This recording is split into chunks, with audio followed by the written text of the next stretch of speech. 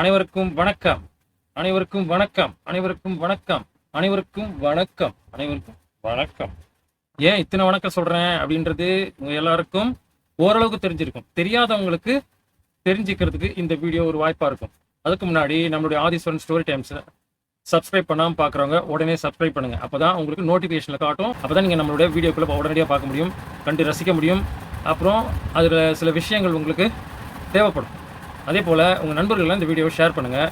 மிக முக்கியமாக உங்களுடைய கருத்துக்களை, அற்புதமான கருத்துக்களை நீங்கள் கமெண்ட் பாக்ஸில் சொல்லுங்கள். அப்போ தான் நாம் இன்னும் நிறைய விடயங்களை வீடியோக்களாக போட முடியும். உங்களுக்கும் அது பயன் கொடுக்கும் அப்படின்னு நான் நம்புகிறேன். சரி, இப்போ இந்த வணக்கத்துக்கான ஒரு விடையை பார்க்கலாம். என்ன அப்படின்னா, இது வழக்கமாக யார் இந்த மாதிரிலாம் வணக்கம் கும்பிடு போடுவான்னு உங்களுக்கே தெரியும். அனாவசியமாக ஒருத்தன் வந்து நம்மளை கும்பிட்றான் அப்படின்னா அதில் 1000 அர்த்தம் இருக்கும். அதில் சாதாரணமாக வணக்கம் சொல்கிறவங்க இருக்கிறாங்க. சார் வணக்கம் சார், ஐயா வணக்கங்கய்யா, வணக்கங்கய்யா, தம்பி வணக்கம், நல்லா இருக்கீங்களா, இப்படி பேசுகிறவங்க பொதுவாக இருக்கிறாங்க. மேடம் நல்லா இருக்கீங்களா, இப்படிலாம் ஒரு மேடம் நல்லா இருக்கீங்களா, தன்மையாக பேசுவாங்க. இது வந்து இயல்பாக நாம் ஒரு சக மனிதரை கண்டால், பழக்கமானவங்களை கண்டால் வணங்குறது, அதாவது மரியாதை செலுத்துவது. இன்னும் வெளிநாட்டவர்கள் பார்த்தீங்கன்னா பழக்கம் இல்லைனா கூட அவங்க ஒரு சிரிப்பு சிரிச்சுக்குவாங்க, ஒரு புன்னகை, ஹாய் அப்படின்வாங்க. நம்ம வந்து அறிமுகமாக ஆகியிருக்க மாட்டோம், அவங்களுக்கு தெரிஞ்சே இருக்காது, தெரியாது இருக்காது, பழக்கமே இல்லை, உறவும் இல்லை. ஆனாலும் அவங்களுக்கு எதிர்படுகின்ற மனிதர்களை ஒரு மரியாதை செலுத்துறது அவங்களுக்கு வந்து இயல்பான பழக்கம். சின்ன வயதுலேருந்தே அவங்களுக்கு பழக்கப்படுத்திட்டாங்க. அது வந்து அவங்க வந்து பகிர்ந்துக்கிறாங்க. சரிங்களா? இது வெளிநாட்டவருடையது. நம்ம ஊரில் இந்த மாதிரி கும்பிடு போடுறது, கும்பிடஞ்சாமின்ற போடுறது எல்லாமே ஒரு தன்னலமாக அதிகமான பேர் பயன்படுத்துகிறாங்க. அதில் மிக முக்கியமாக யார் பயன்படுத்துவோம் அப்படின்னு பார்த்தீங்கன்னா, அரசியல்வாதிகள், லாப நோக்கம் கருதுகிற அரசியல்வாதிகள் மனசுலேருந்து வணக்கம் பண்ண மாட்டாங்க, மனசுலேருந்து மரியாதை கொடுக்க மாட்டாங்க, மனசுலேருந்து நல்லது செய்யணும்னு நினைக்க மாட்டாங்க. அளவில், மேல் அளவில். ஏன் அப்படின்னா, அவங்களுக்கு வணக்கம் சொல்வது மூலமாக ஒரு லாபம் இருக்கிறது. அந்த லாபம் பேராசையாகவும் இருக்கிறது அப்படின்றத இங்கே நம்ம பேச போகிறோம். அதை பற்றி தான் நம்ம பார்க்க போகிறோம். அதனால் வணக்கம் போடுறவங்க கிட்ட இருந்து ரொம்ப கவனமாக இருங்க. குறிப்பாக போலித்தனமாக வணக்கம் போடுறவங்க கிட்ட, நான் சொல்கிறது உண்மையாக வணக்கம் சொல்கிறவங்க கிட்ட நம்ம வந்து சந்தேகப்படக்கூடாது. போலித்தனமாக வணக்கம் செய்யக்கூடியவர்களிடம் ரொம்ப ரொம்ப ரொம்ப கவனமாக இருக்கணும். காரணம் என்னென்னா, இது தேர்தல் காலம். இந்த நேரத்துலையாவது நம்ம விழிப்புணர்வாக இல்லைன்னா நாம் காலி. சரிங்களா? விஷயத்தை பார்ப்போம். என்ன அப்படின்னா, இன்றைக்கி ஒரு டாபிக் இருக்குது, முக்கியமான டாபிக். அது என்ன அப்படின்னு பார்த்தீங்கன்னா, இலவசம் எனும் மாய வலை. அதாவது இலவசம் என்கிற மாய வலை. ஏன் இலவசத்தை மாய வலை அப்படின்னு சொல்கிறோம் அப்படின்றத பட்டியலிட்டிருக்கேன், பார்க்கலாம். இதுக்கு ஒரு காரணமாக இருக்கிறது என்னென்னா, நம்மளுடைய உளவியல் தான் இதுக்கு எல்லாம் பின்னாடி இருக்கிறது. மிக முக்கியமாக நாம் இந்த வாழ்க்கையில் தொடர்ந்து இயங்குறதுக்கும் உளவியல் தான் காரணமாக இருக்குது, மிக முக்கியமாக. சரி, அது எல்லாருக்கும் உங்களுக்கு தெரிஞ்சிருக்கும். தெரியாதவங்க இனிமேல் தெரிஞ்சுங்க. அந்த உளவியல் என்னென்ன அப்படின்றத பற்றி நம்ம பார்ப்போம். இலவசம் எனும் மாய வலை, இதை ஒரு வரிசைப்படுத்தியிருக்கிறேன் 7 அப்படின்னு. என்ன அப்படின்னா, ஒரு நிறுவனம் மற்றும் ஒரு அரசியல் கட்சி ஏன் இலவசங்களை தருகிறது ஒன்று. அடுத்தது, இரண்டாவதாக, ஏதோ ஒன்று இலவசமாக கிடைப்பது குறித்து மக்களுடைய எண்ணம் என்ன. மூன்றாவது, இலவசம் பெறுவதனால் மட்டும் மக்களின் தேவைகள் அனைத்தும் நிறைவாகுமா. அடுத்தது, நாலாவது, இலவசம் தரப்படுவதால் மற்றதன் தரம் குறைக்கப்படுமா. இது முக்கியமான கேள்வி. ஐந்தாவது, இலவசம் கொடுப்பதன் பின்னணியில் உள்ள உளவியல் தந்திரம் என்ன. ஆறாவது, இலவசம் கொடுப்பதாலும் பெறுவதாலும் மக்கள் மனநிலையில் ஏற்படும் பழக்கமும் மாற்றமும் என்ன. அடுத்தது, ஏழாவது, இலவசம் கொடுக்கப்பட்டால் யாருக்கு லாபம், யாருக்கு நட்டம், அதாவது நஷ்டம் அப்படின்றத பற்றி பார்க்கலாம். அப்போ 1 2 3 4 5 6 7 இருக்குது. இப்போ இந்த 7 நம்ம ஒன்று ஒன்றா பார்ப்போம். இப்போது ஒரு நிறுவனம், ஒரு அரசியல் கட்சி ஏன் இலவசம் கொடுக்குது அப்படின்றத பற்றி பார்ப்போம். இப்போது ஒரு பொருள் தயாரிச்சிட்டாங்க, அவங்கக்கிட்ட இருக்கிற ஒன்று தயார் நிலையில் இருக்குது அப்படின்னா அதை மக்கள்கிட்ட விற்கணும்.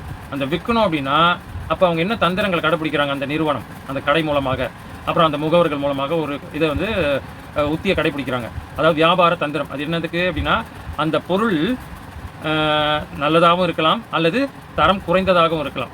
ஆனால் பெரும்பாலும் அதிகமான விளம்பரங்கள் செய்யப்படுவது எல்லாமே, போலி விளம்பரங்களாக இருக்கிறது எல்லாமே தரம் குறைந்த ஒரு பொருளாக இருக்கும். அப்போ என்ன பண்ணுவாங்கன்னா, அதை விற்கணும் அப்படின்றதுக்காக இவங்க அதை ஆரம்பத்தில் முதல் வரும்போது இலவசமாக கொடுப்பாங்க. நமக்கு வந்து இதை வாங்கினா அது இலவசம். ஒரு உதாரணத்துக்கு, ஒரு படுக்கையை வாங்கினா தலையாணி இலவசம் அப்படின்னு ஒன்று போடுவாங்க இல்லையா. அப்புறம் ஒரு கட்டில் வாங்கினா ஒரு மெத்தை இலவசம் அப்படின்னு போடுறாங்கன்னு வைங்களேன். உதாரணத்துக்கு தானே சொல்கிறேன். அந்த ஏன் அப்படின்னா, அப்போ நீங்கள் மெத்தை வாங்குறதுக்கு காசு இருக்காதா? கட்டிலே வாங்கக்கூடிய அளவுக்கு நம்ம காசு இருக்கும்போது மெத்தை வாங்குறதுக்கு காசு இருக்காதா?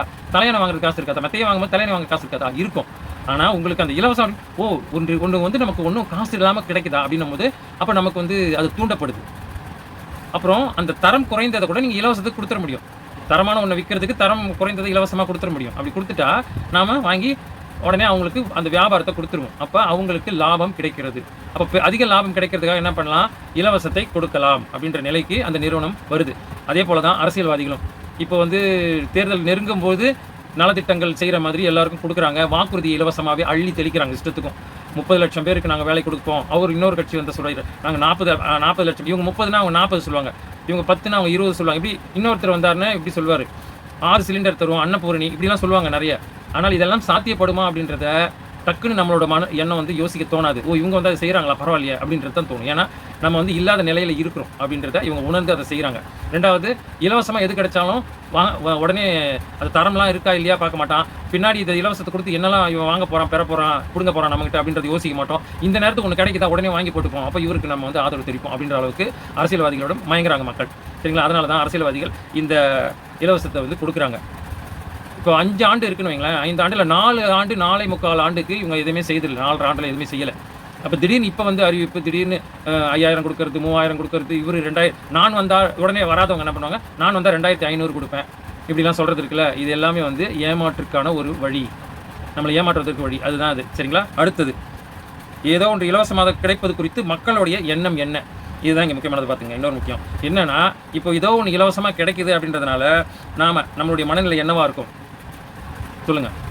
இப்போது இதை வாங்கக்கூடிய திறன் இருக்கிறவங்க, எந்த பொருளாக இருந்தாலும் பணமாக இருந்தாலும் அது வாங்கக்கூடிய திறன், அது நம்மகிட்ட இருக்கக்கூடிய திறன் வாய்ந்தவர்கள், அந்த கெப்பாசிட்டின்னு சொல்லுவாங்க, அந்த எலிஜிபிலிட்டி கெப்பாசிட்டி, அப்படி உள்ளவங்களுக்கு இந்த இலவசம் எது கொடுத்தாலும் அதை பற்றி அக்கறை இருக்காது, பெரிய பிரச்சனை இருக்காது. சரிங்களா? அடப்போட அப்படின்ட்டு போயிடுவாங்க. அவங்களுக்கு நல்லாவே தெரியும், இது கொடுக்குறான்னா வேறு ஏதோ நம்மகிட்ட எதிர்பார்க்குறான் அப்படின்றத டக்குன்னு உணர்ந்துருவாங்க.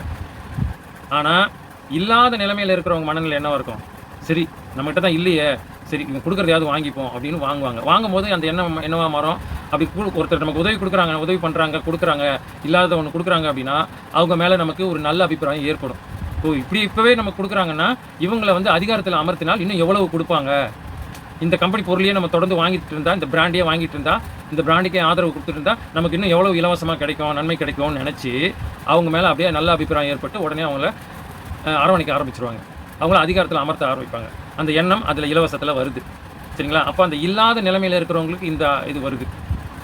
அடுத்தது, இப்போது இந்த ஏதோ ஒன்று கொடுக்கறது மூலமாக நமக்கு என்னவா இருக்கும் அப்புறம் ஒன்று யோசிப்பான் சில பேர். சரி இந்த இலவசம் கொடுக்குறாங்க, இன்றைக்கி நமக்கு வந்து இது கொடுத்துட்றாங்க, நாளை பின்னால் என்ன செய்வாங்க? சரி ஒருவேளை இன்றைக்கி இவங்ககிட்ட அதிகாரம் இல்லாததுனால இவ்வளோ தான் இவங்களால் கொடுக்க முடியுது, அறிவிப்புன்னு சொல்ல முடியுது. அதே இவங்ககிட்ட அதிகாரத்தை கொடுத்தா இன்னும் நிறைய கொடுக்கலாம்ல, நிறைய செய்வாங்க போல் அப்படின்னு அந்த அந்த போலித்தனமான வாக்குறுதியை நம்பிடுறாங்க. அப்போ அவங்க மேலேயும் இந்த இலவசம் இந்த மாதிரியான அந்த மனநிலையில் இது வேலை செய்யுது. புரியுதுங்களா? அப்போது இந்த இலவசம் அப்படின்னு சொல்லும் போதே நமக்கு என்ன வேணும்?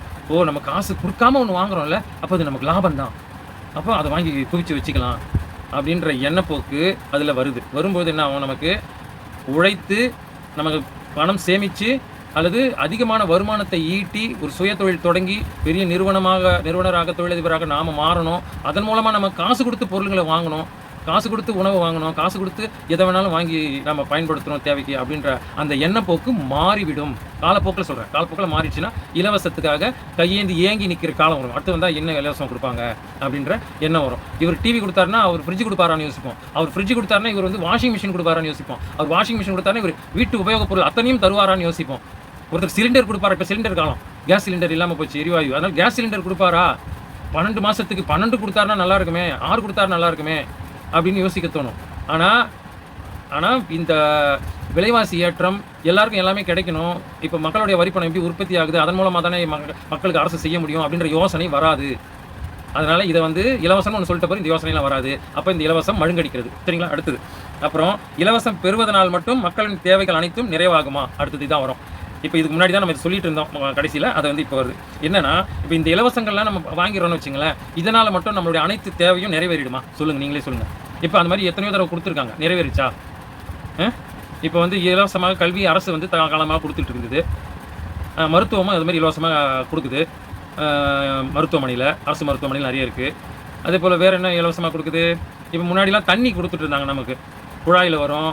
அப்புறம் கிணறு அங்கங்கே தோண்டப்பட்டு அந்த கிணறுலேருந்து நம்ம எடுத்துக்கலாம் அப்படிலாம் வந்து பஞ்சாயத்துலலாம். இப்போது என் நகரத்தில் கூட இருந்தது, சென்னை நகரத்தில் கூட வந்து கிணறு இருந்தது, பொது கிணறுன்னு ஒன்று இருந்தது, எல்லாருமே போய் பிடிப்பாங்க. சரிங்களா? ஆலந்தூர்னு ஒரு பகுதி இருந்தது, 7 கிணறுன்னு ஒரு பகுதி இருக்குது. நாகல் கேணி அந்த கேணினாலே கிணறு தான். அப்போ பலவரத்தை ஒட்டி அங்கே ஒரு பகுதியில் நாகல் கேணி இருக்குது, பலவரத்தை உள்ள. இப்படிலாம் வந்து இந்த கேணிகள்ன்றது இருந்துச்சு, பொதுவாக இருந்தது. எல்லாருமே வந்து தண்ணி எடுத்து குடிப்பாங்க, அதை எடுத்துகிட்டு போவாங்க, அதுதான் குடிப்பாங்க. அப்போ அந்த மாதிரி தண்ணீர் இருக்கிற அந்த தேவைகள் கூட அப்போ வந்து கட்டணம்லாம் கிடையாது. ஆனால் இன்றைக்கி அதெல்லாம் மூடப்பட்டு கட்டிடங்கள் கட்டப்பட்டு தண்ணீர் எங்கேயோ ஒரு இடத்துல வந்து எடுத்துகிட்டு வந்து அதை சுத்தம் செய்து பியூரிஃபையாக தண்ணி குடிக்கணும், ஆர்ஓ வாட்டர் வேணும் அப்படின்ற மாதிரி சொல்லி அப்போ அதன் மூலமாக அந்த தண்ணியை வியாபாரமாக கொடுக்குறாங்க. இதை சரி தனியார் தான் கொடுக்குது அப்படின்னா, விற்குது அப்படின்னா, அரசு மாநகராட்சி இந்த தமிழ்நாடு அரசே கூட தண்ணி எங்கேருந்தோ சேகரித்து கொண்டு வந்து சுத்தப்படுத்தி எல்லாம் பண்ணுறாங்க. ஆனால் அந்த ப்ராசஸ் காசு அப்படின்றதுக்காக ஒவ்வொருத்தருக்கையும் காசு வாங்குற தண்ணீரை. இப்போ அதுவும் காசு தான். அப்போ மக்களுடைய வரிப்பணத்தை அதுக்கு செலவிடணும். செலவிடாமல் மக்கள்கிட்ட காசு வாங்கி தண்ணீர் விற்கிறது அப்படின்றது, இயற்கை வளத்தை மக்கள்கிட்ட விற்கிறதுங்கிறது மிக ஒரு கேவலமான ஒரு விடயம். பாருங்கள், இதுலேயே கஷ்டம். அப்போ இதெல்லாம் தான் நமக்கு அடிப்படை தேவை. இதெல்லாம் தான் கட்டணம் இல்லாமல் கிடைக்கணும். நான் அதை இலவசம்னு சொல்ல, கட்டணம் இல்லாமல் கிடைக்கணும்னா அதை வந்து பாதுகாக்கணும், நீர்நிலைகளை பாதுகாக்கணும். இதான் முக்கியமானது. அப்போ வந்து இப்படி வந்து நமக்கு வந்து இந்த மாதிரி இலவசமெல்லாம் பொருள்கள் கிடைச்சதுனால ஒரு தரமான மருத்துவம் அங்கே இருக்கான்னு பார்த்தீங்கன்னா இல்லை. ஏன்னா அங்கே போனால் ஒரு கம்பவுண்டர் முதல் கொண்டு, அந்த அடிப்படை ஊழியர் முதற்கொண்டு, நர்ஸு முதற்கொண்டு, மருத்துவர் முதற்கொண்டு எல்லாருமே அந்த நோயாளியையும் நோயாளிக்கு கூட வரவங்களையும் ரொம்ப இழிவாக நடத்துகிறாங்க. மக்களுடைய வரிப்பணம், இந்த நோயாளியாக வரக்கூடிய மக்களுடைய வரிப்பணம் தான் இவங்களுக்கெல்லாம் சம்பளமாக வருதுன்ற அடிப்படை அறிவு கூட இல்லாமல், ஒரு எண்ணம் கூட இல்லாமல், நன்றி கூட இல்லாமல், ஒரு இரக்கம் கூட இல்லாமல் இந்த மக்களையும் அவங்க வந்து ரொம்ப திட்டுவாங்க, சிடுன்னு பண்ணுவாங்க, பேசுவாங்க, துரத்தி விடுறதுக்கு பார்ப்பாங்க. அப்புறம் காசே இல்லாமல் போயிட்டாங்கன்னு வச்சுக்கோ, ரொம்ப வறுமையில் இருக்கிறவங்கலாம் அவங்களால அந்த கைவிட்டு கொடுக்க முடியாது. இந்த வாட்ச்மேனுக்கும் இவங்களுக்கும் ஒரு 10 ரூபா, 50 ரூபா, 100 ரூபா இப்போ வாங்குறாங்க. அதெல்லாம் கொடுக்க முடியாதுன்றதுக்காக அப்புறம் அந்த படுக்கை சுத்தம் பண்ணணும், அந்த பொருள் எடுத்து வைக்கணும், அதெல்லாம் பண்ணக்கிறதுக்கு அவங்களுக்கு சின்ன சின்ன தொகை கொடுக்க முடியாதுன்றதுக்காக அவங்கள வந்து ரொம்ப இழிவாக நடத்துவாங்க. நானே பார்த்துட்டேன். தரம் குறைவு, போ அப்படி தூரம் போ, என்னத்துக்கு இங்கே உட்காந்துருங்க எல்லாம் இத்தனை பேர், வெளியே போங்க அப்படின்னு. அதாவது ஒருமையில் பேசுறது. அவங்கள அப்போ சொல்லுவாங்க, அதான் தலை காஞ்சவன் அப்படின்னு, அந்த மக்களை பார்த்தா அப்படி இப்படி பண்ணுறது. அப்போ அந்த மாதிரி அதாவது வறுமையில் இருக்கிறவங்களாட்டும் அவங்க. ஆனால் அவங்களும் அவங்களுடைய ஏதோ ஒரு கூலி பணத்தின் மூலமாக தான் மக்களுக்கு ஒரு வரியாக செலுத்துகிறாங்க. சரியா? எப்படியோ ஒரு வகையில் வருது. ஆனால் அதை வந்து நினைக்காம அவங்க அப்போ இந்த இலவயமாக கிடைக்கிறதுனால தரம் வந்து அங்கே வந்து குறைவாக்கப்படுது. அதனால் இலவச மருத்துவமனை நீக்கணும் சொல்ல, அதை சரிப்படுத்தணும். அந்த மாதிரி செய்கிறவங்கள, தப்பு பண்ணுறவங்கள கண்டிக்கணும். அடுத்தது, அந்த மருத்துவமனை இலவசமாக கொடுக்கக்கூடிய மருத்துவமனை, கட்டணமில்லாத மருத்துவமனையில் அரசு அதிகாரிகள், அரசு ஊழியர் செய்யக்கூடிய அதிகாரிகள், அரசியல்வாதிகள், எதிர்க்கட்சி அரசியல்வாதிகள், இன்னும் பிற அத்தனை அரசியல்வாதிகளும் போய் சிகிச்சை எடுக்கணும். அவங்களுக்கு ஏதாவது உடல்நலம், அவங்க குடும்பத்துக்கு ஏற்பட்ட உடல்நலம் தான் பாதிப்பு இருந்தால் போய் சிகிச்சை எடுக்கணும். சிகிச்சை எடுத்தால் மருந்து சிகிச்சை எடுத்தால் தான், அந்த மருந்துகளை பயன்படுத்தினா, அந்த மருத்துவத்தை பயன்படுத்தினா தான் அது சாதாரண எளிய மக்களுக்கும் நடுத்தர மக்களுக்கும் அது வந்து பயனுள்ளதாக இருக்கும். அவங்களுக்கும் ஒழுங்காக நடத்துவோம். இதை பண்ணுறதே இல்லை. இவங்களுக்கு ஏதாவது உடம்பு தலைவலி இருந்தால் உடனே போய் அப்போலோவில் படுத்துறது, காவேரி மருத்துவமனையில் படுத்துறது, இன்னும் எந்த மருத்துவமனை அதிகமாக கட்டணம் அதிகமாக இருக்கும் அதில் போய் மருத்துவ சிகிச்சை மேற்கொள்கிறது, உடம்பை பார்த்துக்கிறது, சரி பண்ணி வர்றது அப்படின்னு பண்ணாங்கன்னா அப்போ அரசு மருத்துவமனையிலேயே வந்து தரம் எப்படி இருக்கும்? அப்போ அது அடிப்படையாக கொடுக்கக்கூடிய அதை தரம் உயர்த்தணும். அப்போ அந்த இலவசமாக கொடுக்குறதுனால அது பாதிப்புக்குள்ளாகுதுன்னு நான் சொல்ல வரேன். அடுத்தது நம்மளுடைய தேவைகள் அத்தனையும் இதன் மூலமாக நிறைவேறவில்லை அப்படின்றது இங்கே நான் பார்க்க முடியுது. ஏன்னா இது கொடுத்துட்டா அதுக்கப்புறம் நம்ம வந்து வேறு என்னென்ன தேவையோ அதெல்லாம் வந்து செய்து கொடுக்க மாட்டாங்க. ஏன்னா இதான் இலவசமாக இதுக்கு எல்லாத்துக்குமே கொடுத்துட்றோமே, பணமும் கொடுத்துட்றோமே, உங்களுக்கு எல்லாம் கொடுத்துட்ட பிறகு அப்போ வந்து கையிருப்பில் தொகை இருக்காது அரசுக்கு. அப்படி அரசுக்கு இல்லாத போது அவர்கள் எப்படி வந்து மக்களுக்கு செய்ய முடியாது. சரிங்களா? நலத்திட்டம் செய்ய முடியாது. அப்போ மக்கள் மறுபடியும் அடிப்படை தேவைகள் நிறைவேற்றப்படாமல் அவங்க ரொம்ப திண்டாடுற நிலைமைக்கு ஆளாகும். உதாரணத்துக்கு ஒரு சாலை போடுறது கூட அவங்களுக்கு பணம் இருக்காது. அப்போ குண்டும் குழியுமான, கரடு முரடான, சேரும் சகதியுமான சாலையிலேயே அவங்க போக வேண்டிய நிலைமை இருக்கும். அதில் விழுந்து அடிப்படுவாங்க, சில பேர் இறப்பாங்க, சில பேர் முதுகு தண்டு அடிபட்டு காலங்காலமாக கிடப்பாங்க.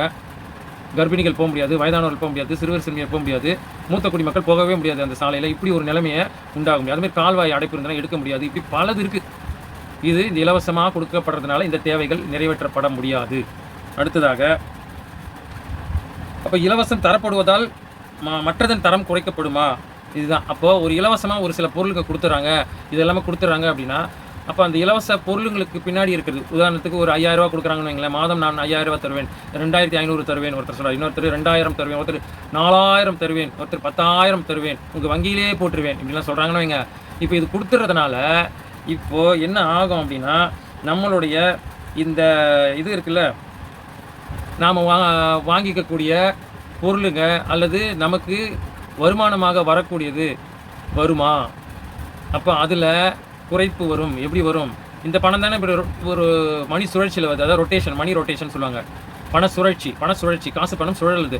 மக்கள்கிட்ட இருந்து அப்படியே ஒரு கடை அப்படி இப்படின்னு வந்து நிறுவனம் அப்படின்னு நிறுவனத்தை வசூல் பண்ணுறது, அரசு வசூல் பண்ணுறது, அரசுக்கிட்டேருந்து மறுபடியும் மக்கள் தேவைக்கு இப்படி ஒவ்வொன்றுமா இந்த சுழற்சியில் வருது இல்லையா? தொழிலுக்கு இதுக்கெல்லாம் செலவு பண்ணணும் எல்லாத்துக்குமே. அப்புறம் உள்கட்டமைப்பு வசதி இப்படின்னு எல்லாத்துக்குமே அப்படி பண்ணும்போது இந்த மக்களுடைய வரிப்பணம் தான் சுழற்சியில் வருது. அப்போ அந்த மக்களுடைய தேவையிலேருந்து அவங்களுக்கு ஒதுக்கப்பட்ட காசை மொத்தமாக போட்டுறதுனால இவங்களுடைய வருமானத்தில் கையை வைக்கிறாங்க. அப்போ சம்பளம் வந்து உயராது, இருக்க குறையும். அப்புறம் விலைவாசி உயர்வு ஏற்படும். சம்பளம் குறைவாக இருக்கும், அதே சம்பளம் இருக்கும். இப்போ 15,000 வாங்குறவருக்கு 15,000 தான் இருக்கும் அடுத்த வருஷமும். அதுக்கு அடுத்த வருஷம் காரணம் என்னென்னா அதில் இருக்கிற ஒரு 10,000, 20,000, 30,000 கோடி எடுத்து இவங்களுக்கு ஏற்கனவே கொடுத்துட்டாங்க. அப்படின்னும் போது அப்போ இவங்களுக்கு சம்பள உயர்வு பண்ண முடியாது. அதுக்கான உற்பத்தி வேலைக்கும் ஈடுபடுத்த முடியாது. அந்த காசு எங்கே முடங்கிருச்சு, இவங்களுக்கு செலவாயிடுச்சு. அப்படின்னும் போது அப்போது இவங்களுக்கு தேவையான தொழில் உற்பத்தியும் செய்து கொடுக்க முடியாது. விவசாயத்துக்கும் அதை வச்சு பயன்படுத்த முடியாது. வேறு ரொட்டேஷன்லேயும் அந்த காசு வராது, செலவில் போயிடும். அப்போது உங்களுக்கு மறுபடியும் இங்கே தேக்க நிலை வருது. அப்போது அவங்களுடைய வருமானம் உயராது, ஆனால் அவர்கள் செய்யக்கூடிய செலவில் அதிகமாகும். காரணம் என்ன?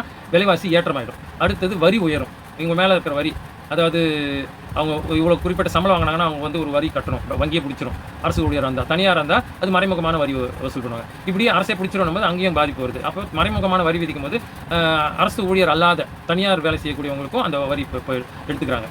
அப்போ பொருள் மேலே விதித்து எடுத்துருவாங்க. அப்படி ஆகிடுச்சா அப்போ வந்து அவங்களுக்கு மறுபடியும் சேமிப்பில் காசு இருக்காது. அப்படியே வரும்போது அப்போ அவங்களுடைய சம்பளம் உயராது, வரி அதிகமாகும். அதே போல் ஒரு இடம் வாங்கணும் அப்படின்னா அதுக்கு வரி போடுவாங்க, வரி அதிகமாகிடும். அப்புறம் வீடு கட்டுவதற்கும் வரி ஆகிடும், மனை வரின்னு சொல்லுவாங்க. இதெல்லாமே அதிகமாகிடும். இப்போ பதிவு பண்ணுவாங்க இல்லையா, பத்திரப்பதிவுன்னு, அதுக்கும் வரி அதிகப்படுத்திடுவாங்க. அப்போ கட்டணம் அதிகம், வரியும் அதிகம்னும் போது அப்போ இது எல்லாமே கூட வரும்போது அப்போ நமக்கு என்ன ஆகும்னா சம்பளம் வாங்குற சம்பளம் அதே தான் இருக்கும், போதாமை இருக்குது அப்படின்னுவோம். அப்போ இது எல்லாமே தான் நமக்கு வரி. அப்போ இது காரணமாக என்ன இருக்குது? இதுக்கு பின்னாடி இலவசம் என்ற ஒன்று இருக்குது. இலவசமாக நம்ம இதெல்லாம் வாங்குறது மூலமாக நமக்கு இந்த வரி சுமையை நாம் அனுபவிச்சே ஆகணும், கொடுமையை அனுபவிச்சே ஆகணுன்ற நிலைமைக்கு தள்ளப்படும். எனவே நீங்கள் இலவசத்தின் மீது ரொம்ப கவனமாக இருங்க. அடுத்தது, இலவசம் கொடுப்பதன் பின்னணியில் உள்ள உளவியல் தந்திரம் என்ன அப்படின்றத பற்றி நம்ம பார்க்குறோம். என்ன பார்க்கணும் அப்படின்னா, இப்போது இலவசமாக கொடுக்குறாங்கல்ல, இதன் மூலமாக அவங்களுக்கு ஒரு தந்திரம் இருக்குது. இதுதான் நம்ம தொடர்ந்து ஒன்றில் இது ஊடாடிட்டே இருக்கோம். இருந்தாலும் நான் சொல்லிடுறேன், முன்னாடி ஒரு அறிமுகமாக சொன்னேன், இப்போ வெளிப்படையாக ஒரு தெளிவாக இன்னும் சொல்கிறேன், விளக்குறேன். என்னென்னா, இப்போ இந்த இலவசம் கொடுக்கறதோட பின்னணியில் அவங்க என்ன நினைக்கிறாங்க அப்படின்னா, இப்போ வந்து இப்போ ஒரு பொருளை கொடுக்கறது மூலமாக இப்போ அந்த மக்கள் நம்மளை நம்புவாங்க. அப்போ நம்புனாங்கன்னா நம்ம ஒரு இலவசமாக கொடுத்துட்டோம், அதனால் நமக்கு வந்து அவங்க கட்டுப்பட்டவங்களாக மாறுறாங்க. சொல்லுவாங்களே, ஒரு சத்தியத்துக்கு கட்டுப்பட்டவன் சொல்லுவாங்க. இதுக்கு என்ன உதாரணம் என்ன சொல்லலாம்னா, இப்போ வந்து ஒரு நான் நிறுவனத்தை பற்றி சொல்லிட்டேன், தொழில் நிறுவனம் இதெல்லாம் ஏன் கொடுக்குதுன்ற பற்றி சொல்லிட்டேன். அதனால் கம்பெனி பொருளுங்க இதை பற்றி நம்ம வந்து விரிவாக இதில் சொல்லலாம். கூட அரசு பற்றி சொல்லுவோம், அரசியல்வாதிகளை பற்றி சொல்லுவோம். இப்போ என்னென்னா, நிறைய இடங்களில் போயிட்டு ஒரு 500 ரூபா 1000 ரூபா அவங்களுக்கு ஓட்டுக்கு கொடுக்குறேன்னு சொல்லி கொடுத்துட்டு அதில் என்ன பண்ணுவாங்கன்னா, நீ எனக்கு தான் போடுவியா அப்படின்றதுக்காக என்ன பண்ணுவாங்கன்னா, ஒரு தண்ணியோ பாலோ ஒரு சொம்பில் வச்சுட்டு அது மேலே சத்தியம் பண்ணுன்னு சொல்லுவாங்க. பண்ணியிருக்காங்க, இதெல்லாம் நம்ம ஊருங்களில் பண்ணியிருக்காங்கன்னே, நகரத்திலே கூட சில பேர் பண்ணியிருக்காங்க. அதில் அந்த வேலையை ரொம்ப எவ்வளோ ஒரு தப்பான வேலை, ஆனால் அதை செய்திருக்கானுங்க. காசை கொடுத்துட்டு நீங்கள் வந்து இதில் சத்தியம் பண்ணு, எனக்கு தான் நீ வந்து ஓட்டு போடணும், எனக்கு தான் வாக்களிப்பேன் அப்படின்றத சத்தியம் பண்ணு, பால் மேலே சத்தியம் பண்ணு. அப்போ இந்த 500 ரூபா காசு கொடுத்துட்டு இது வாங்குவோம். அப்போ அவங்க வாங்கிட்டமேன்றதுக்காக வேறு வழி இல்லாமல் திக்குமுக்காடி போய் பண்ணிவிடுவாங்க. இப்போ பண்ணிட்டாங்கன்னா ஒவ்வொரு மனிதரும் ஏதோ ஒன்றில் கட்டுப்படுறாங்க. அதில் மிக முக்கியமாக மனசாட்சி கட்டுப்படுறாங்க. அந்த மனசாட்சிக்காக கட்டுப்படுறாங்க. இப்போ அந்த மனசாட்சி என்ன சொல்லுது? நீ வந்து பணம் வாங்கியிருக்க, அது மேலே பால் மேலே சத்தியம் பண்ணியிருக்க, தண்ணி மேலே சத்தியம் பண்ணியிருக்கிற, அவங்க வெத்தலை பார்க்க மேலே சத்தியம் பண்ணியிருக்க, கையில் தொட்டு சத்தியம் பண்ணியிருக்க, கை கொடுத்துருக்க, அதனால் நீ வந்து தப்பு பண்ணிட்டா உனக்கும் குடும்பத்துக்கும் பாதிக்கும் அப்படின்னு ஒரு பாவம் அப்படின்னு ஒரு மனசாட்சி சொல்கிறதுனால என்ன பண்ணுவாங்கன்னா, அவனுக்கே வந்து வாக்கு போட்டுருவாங்க, காசு கொடுத்தவனுக்கே. அப்போ அவனுக்கு எளிமையாகிடுச்சு, ஏமாற்ற போகிற வேலை அவனுக்கு ரொம்ப எளிமையாகிடுச்சு. காரணம் மக்களுடைய உளவியல், அந்த உணர்வு, அந்த அவங்களுடைய அந்த நம்பிக்கை, அவங்க ஏமாற்றக்கூடாது, மற்றவங்களை நம்ம நம்பி வந்தவங்களை ஏமாற்றக்கூடாது, மனசாட்சி உருட்டும் அப்படின்றதுக்காக அவங்களுடைய அந்த நம்பிக்கையை இவன் பயன்படுத்துறது மூலமாக என்ன ஆகுதுன்னா, அப்போ இவன் தப்பானவனாக இருக்கிறதுனால இவங்களுக்கு அந்த நேரத்து 500 ரூபா முடிஞ்சுது. மிஞ்சி போனால் ஒரு 5 ஓட்டு இருக்கிற ஒரு குடும்பத்தில் 2500 ரூபா இந்த காலகட்டத்தில் முடிஞ்சுது. ஆனால் இவங்களுடைய அந்த மை வச்ச விரலில் வந்த இந்த 5 ஓட்டுகள் மூலமாக இவனுக்கு ஒரு 5 ஓட்டு எண்ணிக்கை கூடுது. அப்போ ஏதோ ஒரு கட்டத்து மாதிரி 5 சேர்த்து 10 20 30 சேர்த்து இவன் ஒரு வெற்றி பெறான். லட்சக்கணக்கில் வாக்கு வாங்கி வெற்றி பெறும்போது அப்போ இவன் இவ்வளோ கொடுத்துருப்பான். இத்தனை பேருக்கு 500 ரூபா கொடுத்துருக்கான் ஒருத்தருக்குன்னா, அப்போ எவ்வளோ பேர் கொடுத்துருப்பான். அந்த காசு எப்படியோ கடன் வாங்கி உடன் வாங்கி ஒரு முதலாளி கிட்ட வாங்கி நிறுவனத்திட்ட வாங்கி ஸ்பான்சரை வாங்கி கூட கொடுத்துருப்பான். அப்போ அந்த அவ்வளோ தொகையை என்ன பண்ணுவோம், ஒரு 2 கோடி ரூபா செலவு பண்ணுறான்னு வைங்க. அப்போ செலவு பண்ண பிறகு திரும்பவும் மக்கள்கிட்ட அந்த 2 கோடியை மேலேயே சம்பாதிச்சு எடுக்கணும்னு நினைப்பான். அது சம்பாதிச்சு எடுத்தால் பரவாயில்ல, சம்பளத்துலேருந்து எடுத்துக்கிட்டா பரவாயில்ல. ஆனால் என்ன பண்ணுவான், சுரண்டல் மூலமாக ஊழல் மூலமாக மக்களுக்கு போட்டு கொடுக்குற ரோடு அதில் இருக்கிற காசை எடுத்துருவான். காவாய் கட்டி கொடுக்கணும், அதில் இருக்கிற காசு எடுத்துருவான். தொழிற்சாலை அமைச்சு கொடுக்கணும்னு ஒரு திட்டம் இருக்கும், அந்த காசை அமைக்காமல் எடுத்துருவான். இப்படி ஒவ்வொன்றையும் எடுத்தானா அந்த மக்கள் மறுபடியும் வறுமையிலே கிடப்பாங்க. திரும்ப அடுத்த 5 ஆண்டு எப்போ வரும்னு பார்ப்பாங்க. எதுக்கு? அதே 500 ரூபா, ஒரு வீட்டுக்கு 500 ரூபா, 5 பேர் கொடுத்து இப்போ 2500 ரூபாய்க்கு எதிர்பார்க்குற மாதிரி ஆகிடும். இது அறியாமையில் இருக்க கல்வி அறிவு இல்லாத மக்கள் செய்யலாம். ஆனால் படித்தவங்க செய்யலாமா? யாருமே செய்யக்கூடாது. ஆக்சுவலாக இது என்ன சொல்ல, படிக்காதவங்க சிந்திக்கணும், ஏமாத்துறோம் அப்படின்றத உணரணும் இதன் மூலமாக அப்படின்றது தான். அப்போ அதோட பின்னணியில் இருக்கிறது நம்மை ஏமாற்றுவதற்காகத்தான் இந்த இலவசங்களை இவங்க திட்டங்களாக அறிவிக்கிறாங்க. அதேமாதிரி போன தடவை நிறைவேற்றாதெல்லாம் கூட திரும்ப இப்போ வந்து ரினியூவல் பண்ணி அதை புதுப்பிச்சு மறுபடியும் வந்து அதை சொல்கிறாங்க அப்படின்னா அதுவும் கூட ஒரு ஏமாற்றத்திற்கான ஒரு இடம் தான், ஏமாற்றத்துக்கான ஒரு தந்திர உபாயம் தான். அப்போ தந்திரம், ஏமாற்று தந்திரம் தான் இந்த இலவசத்தின் பின்னாடி ஒளிஞ்சிருக்கு. இதை புரிஞ்சுக்கிட்டு நீங்கள் நடந்துக்கணும். சரிங்களா? அடுத்தது, இலவசம் கொடுப்பதாலும் பெறுவதாலும் மக்கள் மனநிலையில் ஏற்படும் பழக்கமும் மாற்றமும் என்ன? இதுதாங்க. அடுத்து பாருங்க, இந்த இலவசம் ஒருத்தர் கொடுக்கறதுனால அவன் என்னவா நினைக்கிறான்னா, தொடர்ந்து அவன் என்னவா கருதுவான், இலவசம் கொடுக்கறதுனால வாங்குறதுனால தொடர்ந்து இதையே நம்ம பின்பற்றலாம்.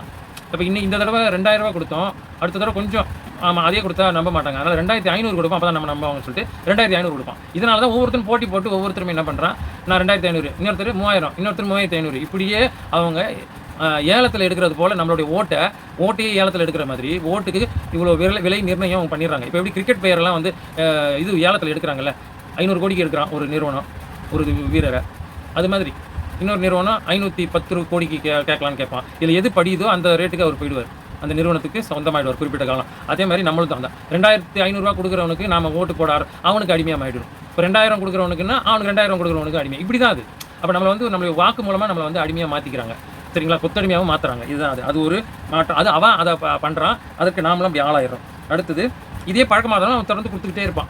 அப்போ அதை கொடுத்ததுனால அவனுக்கு என்ன ஆகிடுதுன்னா, எவ்வளோ கொடுத்தாலும் ஏமாற்றலாம் இவங்ககிட்ட அறிவு தனம் இல்லை, முட்டாளாக இருக்கிறாங்க, அதனால் வந்து யோசிக்க மாட்டாங்க. அதனால் இவங்கள்ட்ட கொடுத்து ஏமாற்றி நம்ம இவங்களுடைய வாக்கை வாங்கி ஜெயிச்சு திரும்ப நம்மளுடைய குடும்பம் நம்ம கட்சிக்காரங்க நம்மளே வந்து கட்சியை வளப்படுத்திக்கலாம். இவங்கள கொஞ்சம் ஏதாவது அங்கங்கே ஒரு பண்ணை வாங்கி பிச்சு போட்டால் எப்படி இருக்கும், அது மாதிரி பிச்சு போட்டு விட்டுறலாம் அப்படின்ற நிலைமையில் நம்மளை வச்சிருக்கிற அந்த பழக்கம் அவனுக்கும் வருது. அடுத்தது, இதை பெறதுனால வாங்குறதுனால நமக்கும் என்ன வருதுன்னா, திரும்ப நம்ம வந்து யாராவது கொடுப்பாங்களான்னு ஏங்கி கிடக்கிற நிலைமை வந்துடுது. ரெண்டாவது, இலவசமாக கொடுத்து தான் நம்ம வந்து வாழணும் போல இருக்குது, வேறு வழி இல்லை, வேலை வாய்ப்பெல்லாம் கிடைக்கல அப்படின்னு சொல்லி இதுக்கு காரணம் ஏதோ ஒன்று அப்படின்னு சொல்லி கடவுள் மேலே பாரம் ஏதோ போட்டு கடவுள் தான் இதுக்கெல்லாம் கண் திறக்கணும், இது பண்ணணும், இதெல்லாம் என்ன நடக்குது, நம்ம என்ன பண்ண முடியும்னு இவங்க இதை வந்து சொல்லியே என்ன பண்ணுவாங்கன்னா, இந்த இலவசத்தை எதிர்பார்க்குறதே ஒரு பழக்கமாயிடும். அப்போ யார் எதை கொடுத்தாலும் காசுக்கு கொடுக்குறாங்க அப்படின்னா அங்கே வந்து அவங்க கராராக இருப்பாங்க, அவங்க நம்ப மாட்டாங்க. அது இலவசமாக கொடுக்குறான் அப்படின்னா அவனை வந்து நம்புறதுக்கு தயாராக இருப்பாங்க. அதனால் என்ன ஆகுது, ஒரு கையேந்தும் நிலை ஏற்படுது. இப்போ வந்து ஒரு டிராஃபிக்கில் பிச்சை எடுப்பாங்க பார்த்தீங்களா, அது தொழிலாகவே மாற்றிருக்காங்க, அது வேறு விஷயம். ஆனால் இல்லாதவங்க பிச்சை எடுக்கிறாங்கல்ல, வேறு வழியே இல்லை, யாராவது கொடுத்தா தான் உண்டு சாப்பாடு. அப்போ தெருவோரத்தில் உட்காந்துருக்க சில ஆதரவற்றோர், வீட்டை விட்டு ஓடி வந்தவங்க, சொத்து பத்தால் விரட்டப்பட்டவங்க, இப்படி பல இதில் இருக்கிறாங்க. அவங்கெல்லாம் கூட யாராவது ஒரு வேளை சாப்பாடு வாங்கி கொடுக்க மாட்டாங்களா, ரோட்டில் கிடப்பாங்க அழுக்குமா. அதே போல் இந்த பிச்சை எடுத்து சாப்பிட்றவங்க, கையேந்தி குழந்தைய வச்சுக்கிட்டு வந்து காசு வாங்கி சாப்பிட்ற இந்த கையேந்தும் நிலை போல் நாம் ஆளாயிடுறோம். இந்த இலவசம் யார் கொடுப்பா, அந்த அரசியல்வாதி இருந்தால் எவ்வளோ கொடுப்பாரு, இவர் 5000 கொடுத்தாரு, கோடை காலத்துக்கும் சேர்த்து கொடுக்குறாரு, அவர் வந்தால் கோடை காலத்துக்கு இன்னும் எவ்வளோ கொடுப்பாரு, 4000 கொடுப்பாரா, நம்ம இதை வச்சு உள்ளூர் சுற்றுலா, வெளியூர் சுற்றுலா, வெளிநாடு சுற்றுலா போகலாமா அப்படின்னு கூட எண்ணம் தோணும்ல. அது பழக்கமாகுது. இலவசமாக யாராவது கொடுப்பாங்க, தேர்தல் வந்ததுன்னா அது வரைக்கும் பல்ல கடிச்சிக்கிட்டு நம்ம காலத்தை ஓட்டும் வாழ்க்கையை அப்படின்னு நினைப்பாங்க. அதனால் இவங்க வாழ்க்கை தரம் உயராது. சரிங்களா? அப்போ இந்த பழக்கம், அதனால் இந்த மாற்றம் என்ன அப்படின்னா, நாம் பரதேசிகளாக பிச்சைக்காரர்களாக மாற்றப்படுவது உறுதி. தொடர்ந்து இந்த இலவசத்தையே விரும்புகிறோம், வாங்குகிறோம், அதை நம்புகிறோம், அதுக்காகவே ஆதரவு தெரிவிக்கிறோம், இலவசத்தை கொடுக்குற ஆளுங்களுக்காக ஆதரவு தெரிவிக்கிறோம் அப்படின்னா நாம் பிச்சைக்காரர்களாக மாறப்போவது உறுதி. அடுத்தது, இலவசம் மறுக்கப்பட்டால் யாருக்கு லாபம், யாருக்கு நட்டம், இதுதான் இறுதியான ஒன்று.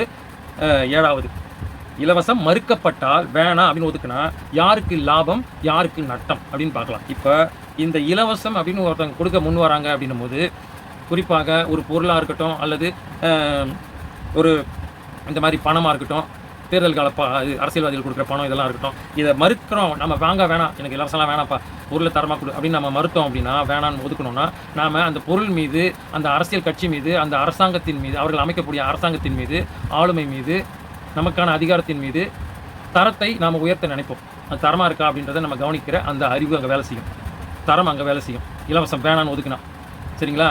அப்படி ஒதுக்கும் போது யாருக்கு அது நட்டமாக மாறுது அப்படின்னா, இந்த ஏமாற்று வித்தையை வச்சு சம்பாதிக்கிறதுல மன்னிக்கணும், சுரண்டலாம், கொள்ளையடிக்கலாம், பெரு லாபம் அடையலாம் அப்படின்னு நினைக்கிற அந்த அரசியல்வாதித்தனம் அந்த முதலாளித்துவத்தனம் அங்கே உடைபடும். எனவே அவனுக்கு அது நட்டமாக மாறும். நாம் ஏற்றுக்கிட்டோம் அப்படின்னா அவனுக்கு லாபமாக மாறும், அவர்களுக்கு நமக்கு நட்டமாக மாறும். இதுதான் இதில் இருக்கிறது. அப்போது நாம் நட்டம் அடையணுமா இந்த இலவசங்கள் மூலமாக? இதை இலவசத்தை நீட்டுபவர்கள் கொடுக்குறேன்னு முன்வரவங்க நட்டம் அடையணுமா? யோசிங்க. அடிப்படை தேவை நம்மளுடைய உரிமை, அடிப்படை உரிமை இல்லைங்களா? இயற்கை வளங்கள் நமக்கு நாம் பணம் கொடுக்காமல் அதுக்கு இடுபொருள்கள் கொடுத்து அதை செய்து வாங்கி எடுத்துக்கிறது நல்லது. ஆனால் நம்ம அதுக்காக இதை கொடுத்தா தான் அது பெற முடியும் அப்படின்ற அந்த கட்டாயத்துக்கு கொண்டு போகிறது இயல்பாக இருக்கிறது. இயல்பாக கிடைக்கக்கூடியது கட்டணம் செலுத்துவது, அதுக்கு தொகை கொடுப்பதுன்றது தவறு. ஆனால் அதுக்கு கிடைக்கட்டும், இயல்பாக கிடைக்கட்டும். முன்னாடி காற்று இயற்கையாக நமக்கு கிடைக்குது, இதற்காக காற்றை வந்து வசூல் பண்ணுதா இயற்கை நம்மகிட்ட இருந்து? இவ்வளோ கொடு ரூபா அப்படின்னு சொல்லுதா? இல்லையே. அதே போல் நெருப்பு, இப்படி எல்லாமே எடுத்துக்கலாம். இப்போ நிலம் எல்லாமே நமக்கு வந்து எல்லாமே ஏராளமாக நமக்கு வந்து அது கொடுக்குது. நீர் எல்லாமே அது நமக்கு இயல்பாக கிடைக்கட்டும், அதை கிடைக்க வைக்கணும். அதுதான் ஒரு அரசு நிர்வாகம். ஆனால் அதை காசு கொடுத்து ஒவ்வொன்றா நம்ம வாங்குற மாதிரி ஆகும்போது ரொம்ப சிக்கலாகுது, பிரச்சனையாகுது. அதனால் அது வந்து நம்ம பார்த்துக்கலாம். இயற்கையாக இயல்பாக கிடைக்கிறத வாங்கி எடுத்துப்போம். ஆனால் இந்த ரூபாயாக வாங்குறது, பொருளுங்களை வாங்குறது, லேப்டாப்பு, அப்புறம் மூக்குத்தி வாங்குறது, தண்ணி குடம், அப்புறம் தண்ணி குடம்லாம் கொடுத்துருக்காங்க இலவசமாக தேர்தல் காலத்தில். அப்புறம் வந்து அண்டா குண்டா கொடுக்கறது, அதுக்குள்ளே ஒரு இனிப்பு டப்பா ஸ்வீட் பாக்ஸை போட்டுட்டு பணம், அதில் ரொக்க பணத்தை போட்டு வைக்கிறது, நல்லா புது தாளாக இருக்கும் போட்டு வைக்கிறது. அப்புறம் இன்னும் எவ்வளவோ ஏராளமான பொருளுங்க. சில பேர் சொல்லுவாங்க, நான் வந்தால் செல்ஃபோன் தரேன், 20,000 செல்ஃபோன் தரேன்னு கூட சொல்லுவாங்க. அப்புறம் டேப், ஏன்னா காலத்துக்கு ஏற்ற மாதிரி. அடுத்தது வந்து உங்களுக்கு இன்டர்நெட் சேவையாக உங்களுக்கு ஒவ்வொரு மாதத்துக்கும் 12 மாதத்துக்கும் நாங்கள் ஆளுங்கின்ற 5 ஆண்டுகளுக்கும் உங்களுக்கு இலவசம், முற்றிலும் இலவசம் அப்படி கூட சொல்ல பண்ணுவாங்க. அப்போ அதுக்கெல்லாம் காசு எங்கேருந்து வருது அவங்களுக்கு? அவங்க தனிப்பட்ட வகையில் எடுத்து செய்கிறாங்களா? நம்மகிட்ட இருக்கிற காசை தான் எடுக்க போகிறான். அதுக்கு முன்னாடி ஒரு முதலீடு போடுறாங்களே, திருடுறதுக்கு முதலீடு போடுறான், கொள்ளையடிக்கிறதுக்கு சுரண்டுறதுக்கு முதலீடு போடுறான். எங்கேருந்தாவது வாங்கி அவங்க சப்ளை பண்ணுறதுக்கு ஆள் இருக்கான், அவங்க கொடுக்குறதுக்கு ஆள் அதிகமாக இருக்கிறான், பணக்கார நிறைய இருக்கான். ஏன்னா அவனுக்கு இவன் வந்து ஃபேவராக செய்யணும். அதிகாரம் வந்த பிறகு அவனுக்கு ஒரு நிறுவனத்தை ஏற்பாடு பண்ணுறதுக்கு, அவன் கொள்ள லாபம் அடிக்கிறதுக்கு, ஒரு நிறுவனம் ஆரம்பிக்கிறதுக்கு அவன் இடம் கொடுக்கணும். அவனுக்கு கரண்ட்டு கொஞ்சம் மானியத்தில் கொடுக்கும். இப்படி நிறைய அதில் இருக்குது, கூட்டு இருக்குது. அதனால் என்ன பண்ணுவோம், அந்த மாதிரி காசை வாங்கி வச்சுட்டு இங்கேருந்து எடுத்து இப்படி கொடுக்குறது நமக்கு. அப்போ நம்ம என்ன நினைக்கிறோம், ஏதோ வந்து கொடுக்குறாரு நிறைய, ஒரு புண்ணியவான், அவர் புண்ணியம் செய்கிறதுக்காக அவர் கொடுக்குறாரு, அவர் பாவத்தை தொலைக்கிறது, அது ஏதோ ஒன்று நினச்சிக்கிறாங்களே. இன்னொன்று அவர் தர்ம பிரபு சொல்லுவாங்களே, தர்ம பிரபு, அவர் தர்மம் செய்கிறாரு, தர்ம குணம் உள்ளவர், அதனால் செய்கிறாரு அப்படின்னு நினைக்கிறதுக்குல மிகப்பெரிய முட்டாள்தனம். அதெல்லாம் நம்ம வாங்கிட்ட பிறகு என்ன பண்ணுவோம், மொத்தமாக நம்மக்கிட்டேருந்து அப்படியே உருவி எடுப்பான். அதை கொஞ்சம் கொஞ்சமாக உருவி எடுப்பான். குடலை மொத்தமாக உருவிட்டா ஒரே நேரத்தில் செத்து போயிடும். அதை சொல்லுவாங்களா, பொன் முட்டையிடும் வாத்தை மொத்தமாக அறுத்துட்டா அதோட முடிஞ்சு போயிடும். அதனால் கொஞ்சம் கொஞ்சமாக ஒவ்வொரு முட்டையாக எடுத்துக்கிறது. வரும்போது அந்த முட்டையை, அந்த வாத்தை பாதுகாத்து வச்சுக்கிட்டு அது இடுற முட்டையை ஒரு முட்டையாக அது வாழ்நாள் வரைக்கும் அது இடுற அந்த பொன் முட்டையை எடுத்துக்கிட்டே இருக்கிறதுக்கு அவன் ஏற்பாடு பண்ணுவான். தேவைப்பட்டதுன்னா, அவனுக்கு மொத்தமாக தேவைப்பட்டதுன்னா அந்த வாத்தை மொத்தமாக அறுத்து எவ்வளோ அதுக்கு முட்டை இருக்குதோ அதை மொத்தமாக கூட எடுத்துருவான். இதுதான் ஒரு முதலாளித்துவ, பெருமுதலாளித்துவ, லாப நோக்க அரசியல்வாதியோடைய சிந்தனை. அவனுக்கு அந்த குரூர புத்தி இருக்கும்.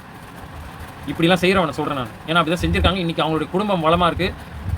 மக்களை தொடர்ந்து வாக்களிக்கிற அரை நூற்றாண்டுகளுக்கு மேலே 100 நூற்றாண்டுகளாக நம்ம வாக்களிக்கிற மக்கள் நாம் இப்படி வாழ்வாதாரம் என்னவாக இருக்குன்னு யோசிங்க. அதுதான் சொல்கிறேன். அப்போ அவங்க வந்து எந்த விதமான கட்டணம் செலுத்தி, அவங்க வந்து கடன்பட்டு உடன்பட்டு நகை நட்ட அடமானம் வச்சு பிள்ளைங்களை பேரம் பேத்தி படிக்க வைக்கிற நிலைமையை பார்க்க முடியாது. ஆனால் நாம் அந்த மாதிரி செஞ்சுக்கிட்டு இருக்கோம். நாம் அன்றாடம் செஞ்சுக்கிட்டு இருக்கோம். ஏதோ ஒரு குடும்பங்கள், ஏராளமான குடும்பங்கள் இதை செஞ்சுக்கிட்டு இருக்குது. நகை அடமானம் வச்சு அது பிள்ளைங்களை படிக்க வச்சுட்டு இருக்காங்க. கல்லூரி படிப்பு, சில பேர் பள்ளி படிப்புக்கே அவ்வளோ செலவு பண்ணுறதுலாம் இருக்குது நகையை வச்சு. அப்போ அந்த அளவுக்கு அப்போ நம்மளுக்கு வருமானம் சேமிப்பு என்ன ஆகுது இல்லையே? தாராளமாக செயல்பட முடியலையே, தாராளமாக செலவு பண்ண முடியல. அப்போ காரணம் என்ன? ஆனால் நம்முடைய அதிகாரத்தை அவங்ககிட்ட இருக்குது, அரசியல்வாதிகிட்ட. அப்போ நல்லா புரிஞ்சுக்கணும். அப்போ அதுக்கெல்லாம் அவங்க வந்து இது பெரிய லாபம் கொழிக்கும் தொழிலாக அரசியல் அதிகாரத்தை ஆளும் அந்த நிர்வாகத்தை, அரசு துறை அந்த நிர்வாகத்தை இவங்க நினைக்கிறாங்க. லாபம் கொழிக்கும் தொழிலாக நினைக்கிறாங்க. அது ஒரு சேவை இருக்குது, அவங்களுக்கு ஊதியமும் கிடைச்சிருது. ஆனால் அதை மீறி மக்களுடைய இதை எடுத்துடணும்னு நினைக்கிறாங்க. மக்களுடைய சேமிப்போட தொகையை மொத்தமாக எடுத்துடணும்னு நினைக்கிறாங்க. அதனால் நாம் தான் இனிமேல் கவனமாக இருக்கணும். இதுவரை ஏமாந்துருக்கலாம், ஆனால் இனிமேல் ஏமாறக்கூடாது. ஏன் அப்படின்னா, ஒருத்தர் முதல் முறை ஏமாறுறாங்கன்னா அது அவங்க தவறு இல்லை, அவங்க ஏமாளியாக இருக்காங்க, அவங்க இன்னொருத்தன் ஏமாத்திறான் திறமையாக அப்படின்னு. திறமை கூடாது, தப்பு. ஏமாத்துறது திறமை இல்லை, தந்திரம் தவறானது. சரியா? அப்படி அப்போது 2வது முறையும் நாம் ஏமாறுறோம் அப்படின்னா அதுக்கு முழுக்க நம்மளுடைய முட்டாள்தனம் தான் காரணம். நமக்கு அறிவு இல்லை என்பதை தான் இது உணர்த்துது. உண்மையே சொல்கிறோம். நமக்கு வந்து அது நாம் வந்து விழிச்சிக்கணும். முதல் முறை ஏமாறணும், அது நம்மளுடைய தவறு இல்லை, சரி ஏதோ ஒரு நடந்துச்சு. 2வது முறையும் இன்னொருத்தர்கிட்ட, அதே ஆள்கிட்டயோ அல்லது இன்னொருத்தர்கிட்டயோ ஏமாறுறோம் அப்படின்னா நாம் வந்து முட்டாளாக இருக்கிறோம், அறிவை பெறலை, பகுத்தறிவு பெறல. யார் நல்லவன் யார் கெட்டவன், எந்த பெண் நல்லவன், எந்த அரசியல்வாதியில் பெண்கள்லாம் கூட இருக்காங்க, இவங்க யார் நல்லவங்க கெட்டவங்க, இந்த ஆண் நல்லவன கெட்டவன் இப்படின்ற பகுத்து ஆய்ந்து பார்த்து புரிஞ்சுக்கிற அறிவை நம்ம இன்னும் பெறலைன்னு அர்த்தம். இவ்வளோ பெரிய ஆளாக இருந்தோம். அப்போ பெரியவங்களாகிய ஒரு வளர்ந்த ஆளுங்களாக இருக்கிற நாமளே இப்படி இருந்தோம்னா நமக்கு அடுத்த தலைமுறை நம்மளை பார்த்து தான் வளரும். அப்போ அவர்களும் எவ்வளவு அறிவு குறைபாடாக இருப்பாங்க. நல்லவங்க கெட்டவங்க தெரியாமையே அவங்களும் இருந்தாங்கன்னா எப்படி? அப்போ அவங்க எவ்வளவு பாதிக்கப்படப்போம். நாம் கொஞ்சம் காலம் வரைக்கும் இன்னும் எப்போ இயற்கையோட ஐக்கியம் ஆகிடுவோம், முடிஞ்சிருச்சு. அப்போ அவங்களே அதே அடிமைகளாகவே நம்ம வாழ விட்டு போவோமா அப்படின்ற ஒரு கேள்வி இருக்குது, பெரிய கேள்வி. இதற்கு விடை காணணும் அப்படின்னா உண்மையாகவே நீங்கள் இப்போது இது சட்ட ரீதியாக தடுக்கிறது. ஓட்டுக்கு பணம் கொடுத்தாலும் பெற்றாலும் தவறு, கொடுத்தாலும் தவறு. ஆனால் தண்டனை வாங்குறவங்களுக்கு தான் தண்டனைன்னு அறிவிக்கிறாங்களே தவிர கொடுக்குறவங்களுக்கு என்ன தண்டனைன்னு இது வரைக்கும் வரல. பாருங்கள், அந்த நிர்வாகங்கள் கூட அப்படி தான் இருக்குது. இதை பற்றி இன்னொரு வீடியோவில் நம்ம பேசுவோம், காணொலியில் பேசுவோம். அதனால் இது வரைக்கும் நீங்கள் இந்த காணொலியை கேட்டுட்டு இருந்தீங்கன்னா பார்த்துட்டு இருக்க உங்கள் அனைவருக்கும் என்னுடைய நன்றி. அடுத்ததாக கும்பிட்டாலே ஒரு மாதிரி தான் இருக்குது, இருந்தாலும் என்ன பண்ணுறது, நம்முடைய தமிழ் வணக்கம் இது. அதை மரியாதையுடன் நான் உங்களை வணங்குறேன். எனக்கு ஆதரவு அளிக்கிற அனைவருக்கும் வணக்கம், வாழ்த்துக்கள், நன்றிகள். இந்த வீடியோ உங்களுக்கு பிடிச்சிருக்கும். நீங்கள் முக்கியமாக இதை சப்ஸ்கிரைப் பண்ணுங்கள், உங்கள் நண்பர்கள்லாம் ஷேர் பண்ணுங்கள். முக்கியமாக உங்களுடைய கருத்துக்களை கமெண்ட் பாக்ஸில் சொல்லுங்கள். சரிங்களா? வரலாம், அடுத்த வீடியோவில் பார்ப்போம். நன்றி, வணக்கம்.